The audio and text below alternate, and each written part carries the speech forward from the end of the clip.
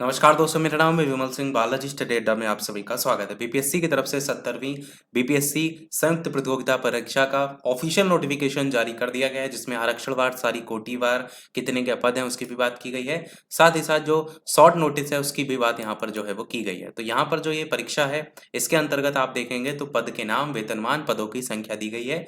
अनुमंडल पदाधिकारी, पुलिस उपधीक्षक, राज्य कर सहायक आयुक्त, विभिन्न विभागों के पदों की रिक्ति, ग्रामीण विकास पदाधिकारी, राजस्व अधिकारी, आपूर्ति निरीक्षक, प्रखंड अनुसूचित जाति और अनुसूचित कल्याण पदाधिकारी, विभिन्न विभागों के पदों की रिक्ति और प्रखंड अल्पसंख्यक। इस प्रकार कुल मिलाकर के 1957 टोटल पदों की संख्या यहाँ पर है। ऑनलाइन आवेदन कब से स्टार्ट होंगे? 28/9/2024 से स्टार्ट होंगे और कब तक चलेंगे? तो अंतिम तिथि 18/10/2024 की रखी गई है। ऑफिशियल वेबसाइट पर ये आप आवेदन कर पाएंगे और ये 17वीं संयुक्त प्रारंभिक प्रतियोगिता परीक्षा है। अब थोड़ा सा इसका डिटेल में भी बात कर लेते हैं कि ये जो परीक्षा को लेकर के आपका सभी पद हैं, इसमें आपका न्यूनतम एज भी आपको देखने को मिल जाएगी। महिलाओं के लिए आरक्षित भी रिक्तियों की संख्या यहाँ पर दी गई। जैसे अनारक्षित के लिए जो ये पद आपको देखने को मिल रहे हैं वो इस कैटेगरी में है, लेवल यहाँ दिया गया है। जैसे पहला पद अनुमंडल पदाधिकारी या वरीय उप समाहर्ता बिहार प्रशासनिक सेवा के अंतर्गत देखेंगे तो अनारक्षित के 80 पद, जिसमें अनारक्षित में महिलाओं के लिए आरक्षित जो रिक्तियों की संख्या है वो इसके जस्ट नीचे दिया गया है। और यहाँ पर उसके सामने आपको सारे वर्गवार आरक्षण कोटिवार रिक्तियां दी गई हैं। यहाँ पर आपको कुल पदों की संख्या दी गई है, जैसे 200, और यहाँ पर जो 67 है वो महिलाओं के लिए आरक्षित पद हैं। इसी प्रकार यहाँ पर न्यूनतम एज भी दी गई है 22 साल, और दिव्यांग कोटि के लिए भी यहाँ पर जो आरक्षण है उसके तहत भी पद दिए गए। तो ये सारे जो पद हैं उसकी डिटेल में जानकारी दी गई है। सभी में 20-22 वर्ष यही आपको मैक्सिमम एज देखने को मिलेगी। तो डिटेल वाइज आप यहाँ पर वैकेंसी देख सकते हैं। मैंने शॉर्ट में आपको बता दी। जो मेन बातें हैं वही इस नोटिफिकेशन में हम बात करेंगे। बाकी यहाँ पर टोटल वैकेंसी की अगर बात करते हैं तो वो अनारक्षित में 805 देखने को मिलेंगी, जिसमें से 277 ऐसी वैकेंसी हैं जो कि महिलाओं के लिए आरक्षित हैं। 1945 टोटल वैकेंसी हैं, जिसमें से 609 जो वैकेंसी है वो महिलाओं के लिए आरक्षित हैं।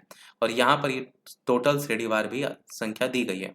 साथ ही आरक्षण कोटिवार रिक्तियों की संख्या में बाल विकास परियोजना पदाधिकारी के अलग से वैकेंसी है, जिसको लेकर के पहले भी मैंने बताया था, जहां पर अनारक्षित की 10 और उसके अलावा महिलाओं के लिए आरक्षित रिक्तियों को लेकर के भी बताया गया है। टोटल 10 रिक्तियां हैं, जिसमें से 4 जो है वो महिलाओं के लिए आरक्षित हैं। मिनिमम एज इसके लिए 21 साल है। बाकी अन्य पद भी यहाँ पर देख पाएंगे। अब यहाँ पर बात करते हैं कुछ नियम शर्तों को लेकर के कि आपका क्या चाहिए। तो मान्यता प्राप्त विश्वविद्यालय से स्नातक या उसके समतुल्य परीक्षा में उत्तीर्ण होना अनिवार्य है। बाल विकास के लिए आपका किसी मान्यता प्राप्त विश्वविद्यालय से स्नातक डिग्री के साथ साथ गृह विज्ञान, मनोविज्ञान, समाजशास्त्र, इनमें से किसी एक विषय का चयन आपको मुख्य परीक्षा के लिए करना होगा वैकल्पिक विषय के रूप में। ऑनलाइन फॉर्म भरते समय शैक्षिक योग्यता के कॉलम में स्नातक या समतुल्य उत्तीर्णता आपको अनिवार्य वहां पर सेलेक्ट करना पड़ेगा। विशेष शैक्षिक योग्यता और विशेष वैकल्पिक विषय वाले पद के लिए अभ्यर्थियों को ऑनलाइन आवेदन करते समय पद का चयन करना अनिवार्य होगा, अन्यथा दावेदारी मान्य नहीं होगी। आरक्षण जो होगा उसका लाभ केवल राज्य सरकार के जो प्रचलित आरक्षण है उसी के नियम के अकॉर्डिंग दिया जाएगा। ऑनलाइन आवेदन में जो आरक्षण का दावा नहीं करेंगे तो आरक्षण नहीं मिलेगा। आवेदन में दिया गया स्थायी पता ही जो होगा वही आरक्षण के लिए आपका मान्य होगा। साथ ही साथ ये भी बताया गया है कि अनुसूचित जाति, अनुसूचित जनजाति के लिए प्रमाण पत्र आपको देना पड़ेगा, तभी आपका जो है आरक्षण का दावा मान्य होगा।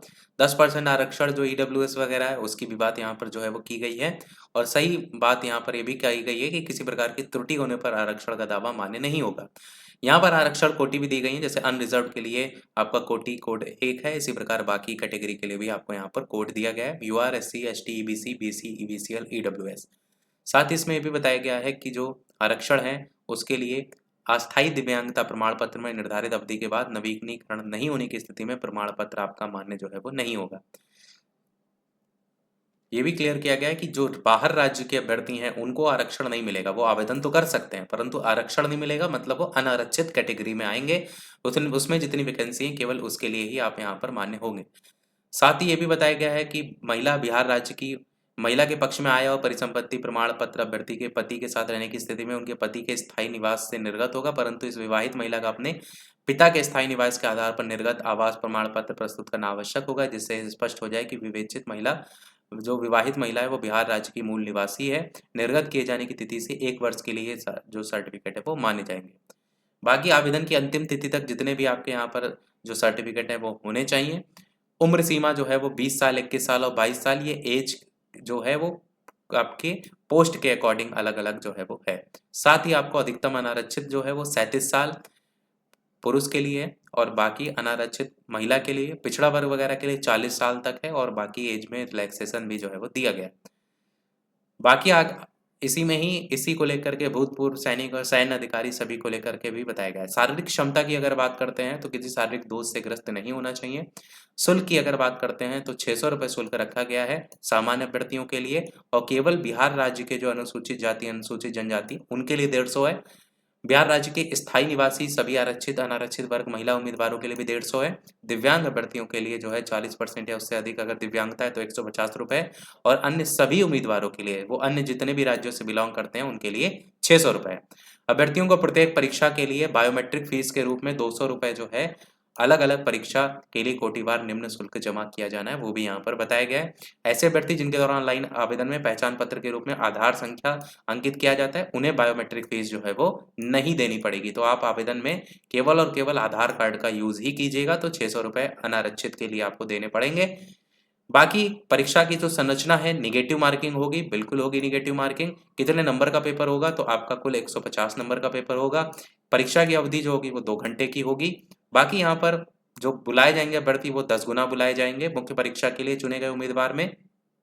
बाकी यहाँ पर टोटल आपका जो सिलेबस है वो भी बताया गया है कि सामान्य हिंदी के 100 अंक, इस विषय में 30% लब्धांक प्राप्त करना होगा अनिवार्य, एक प्रकार से क्वालिफिकेशन के तौर पर। सामान्य अध्ययन प्रथम पत्र में 300 अंक, सामान्य अध्ययन द्वितीय पत्र में 300 अंक, निबंध जो है वो 300 अंक।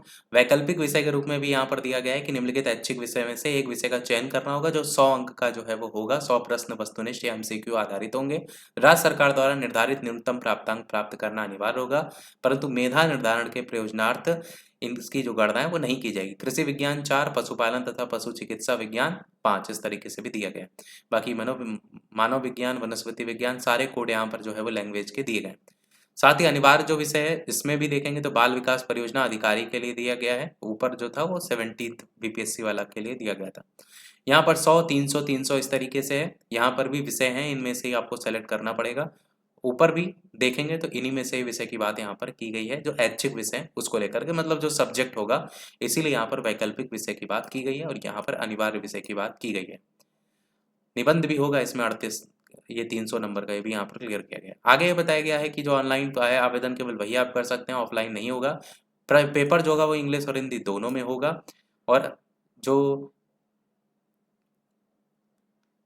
मुख्य परीक्षा है उसमें जो व्यक्तित्व परीक्षण होगा वो 120 नंबर का होगा, जिसको हम एक प्रकार से इंटरव्यू जो है वो कह सकते हैं। इस चीज को लेकर के पहले भी मैंने आपको बताया था।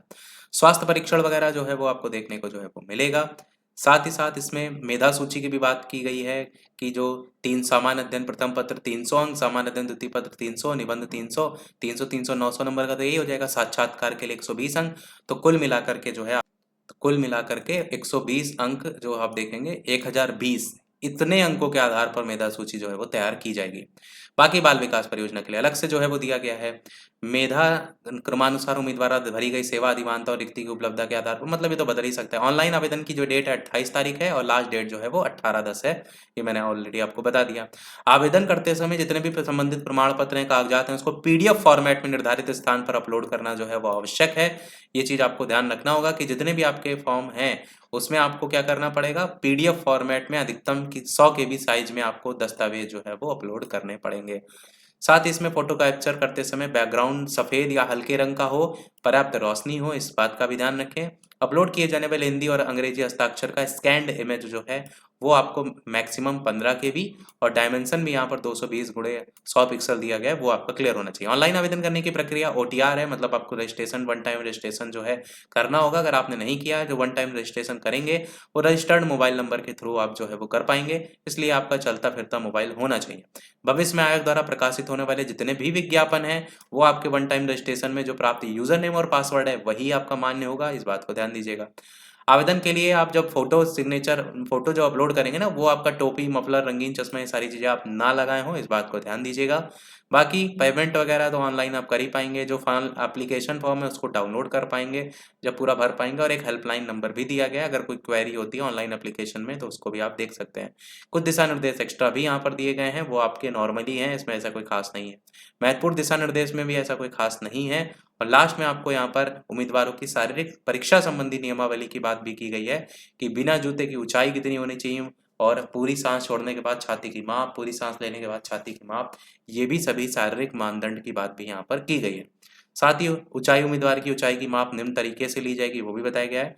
छाती की माप का तरीका, वजन का तरीका भी बताया गया है। दृष्टि शक्ति की भी बात की गई है, जहाँ पर 20, यहाँ पर ये सबसे अच्छा देख लीजिए कि चश्मा रहित दूरदृष्टि जो होगी वो 6/24 रखी गई है, खराब आंख के लिए 6/24, चश्मे लगाने पर 6/6 और 6/12, व्यक्त दीर्घ दृष्टि 1.5 1.5, चश्मा सहित या निकट रहित निकट दृष्टि 0.81। ये जो है वो पास का नहीं दिखता है, ऊपर वाले दूर के लिए, मतलब उल्टा होता है। दूरदृष्टि दोष मतलब होता है निकट का। वैसे इन्होंने दूरदृष्टि दोष लिखा नहीं है, क्योंकि ये दूरदृष्टि इन्होंने जो लिखा है जैसे 6/, ये होता वैसे निकट दृष्टि दोष है। बाकी अस्थायी रूप से घटाकर 6/60 कर दिया गया, वो भी यहाँ पर बताया गया है। आगे ये चीज़ है कि चश्मा लगाने पर भी जो है दीर्घ दृष्टि हाइपर मेट्रोपिया वाले उम्मीदवारों को भी लिया जा सकता है, बशर्ते कि उनकी दृष्टि 6/6 अच्छी आंख के लिए और 6/9 खराब आंख के लिए। तो चश्मा लगाए हैं तो भी दिक्कत जो है आपको नहीं होगी। बाकी कोई बीमारी ना हो उसको लेकर के यहाँ पर सारी कंडीशन लिख दी है इन्होंने, वो आप फुलफिल्ड करते हो। तो यही था हमारे इस ओरल नोटिफिकेशन में। कोई प्रश्न हो कमेंट में पूछ लीजिएगा, आवेदन आप कर सकते हैं क्योंकि बहुत अच्छा मौका है, बहुत बड़ी पोस्ट है, बड़ी मात्रा में कई टाइम बाद जो है वो निकली हैं। वीडियो लाइक शेयर सब्सक्राइब अवश्य कीजिएगा। मिलते हैं अगले वीडियो में, तब तक के लिए सभी को नमस्कार, जय हिंद।